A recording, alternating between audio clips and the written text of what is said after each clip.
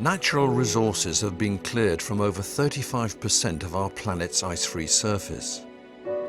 As a result, there have been sharp increases in erosion, with dramatic degradation of the soil and the loss of the biodiversity within it.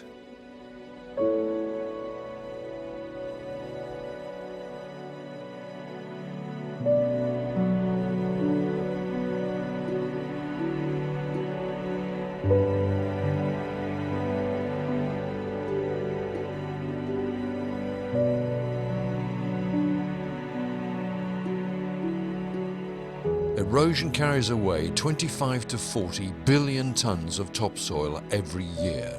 If efforts aren't taken to reduce it, crop yield losses will equate to removing 1.5 million square kilometres of land from crop production.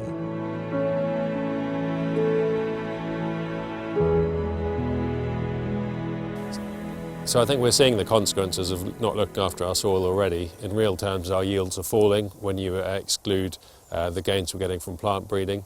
We're having to use more inputs, more fertiliser, more pesticides to get the same output. And when you look at problems we've got increasing like blackgrass, I think that also is another indicator that soil quality is not where it should be.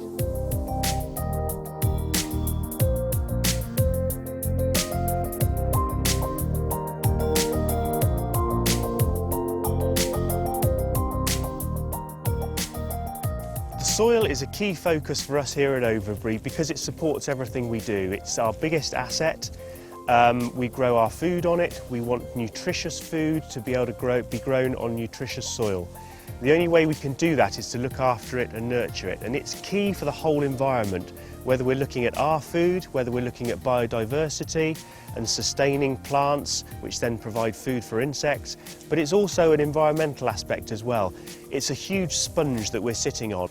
The soil needs to be able to absorb water and it needs to be able to hold water, and that in time, by improving that capability, will improve our farm performance. Well, the soil is the most important thing that a plant has. It's where all its nutrients come from, and aside from the weather, which we can't control, we do have slight control on the soil, and so I want to make the soil as good as possible so the plants are strong as possible, as resilient to pests and diseases, and just yields as high as it can whilst costing us the least amount of money.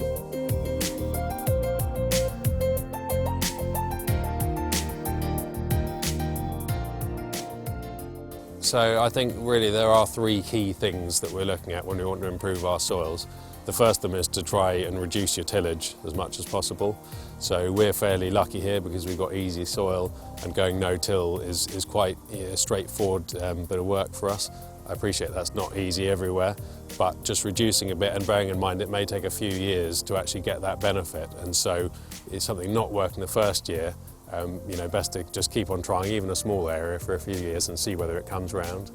The second thing would be, and it's talked about a lot, would be cover crops. I think there's some research being done by NIAB which is showing that the more reduced tillage system you're using, the more beneficial effect cover crops might have. So I think they're a key part to the system. So the third thing would be, and I realise this is a pretty big ask for arable farmers like us, but if we want to get back to the fertile soils that we had 50 or 100 years ago, we've got to get livestock back in the system. We've got to have grasses, we've got to have perennial plants, and that's where the biggest soil improvements come from.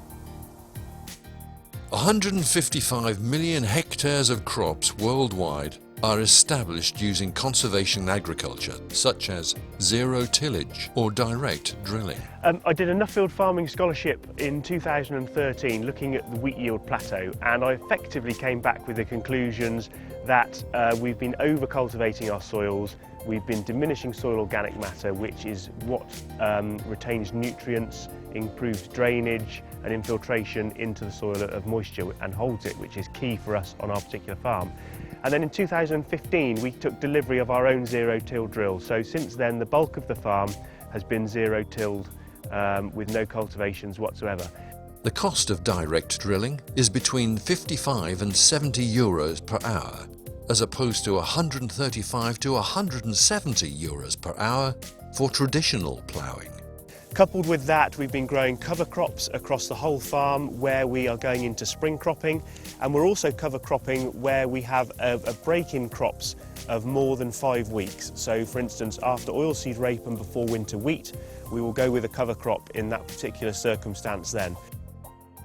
1 square metre of soil can be home to 1 billion living organisms and tens of thousands of bacteria, all of which add to the rich biodiversity of the soil.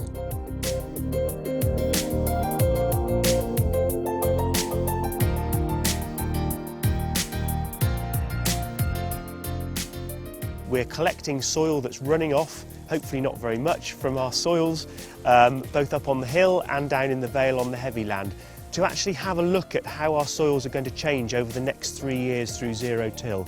So we're monitoring on a month-by-month basis organic matter levels, phosphate levels, potash levels within these particular fields, and then we're actually trapping moisture, or trapping rainfall as it moves across the soil surface and actually getting that analysed.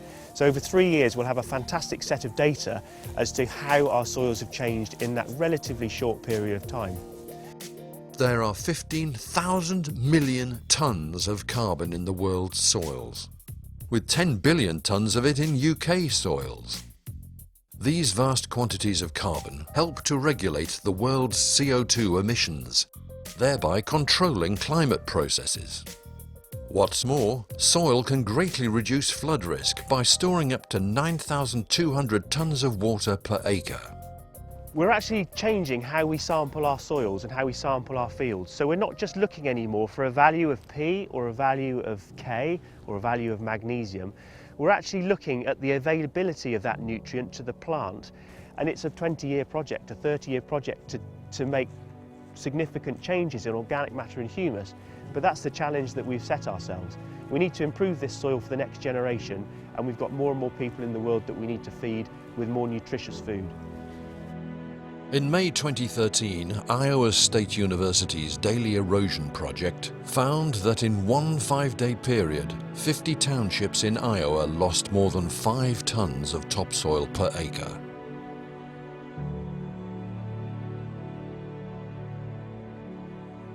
It takes 500 years to produce just under 1 inch of topsoil.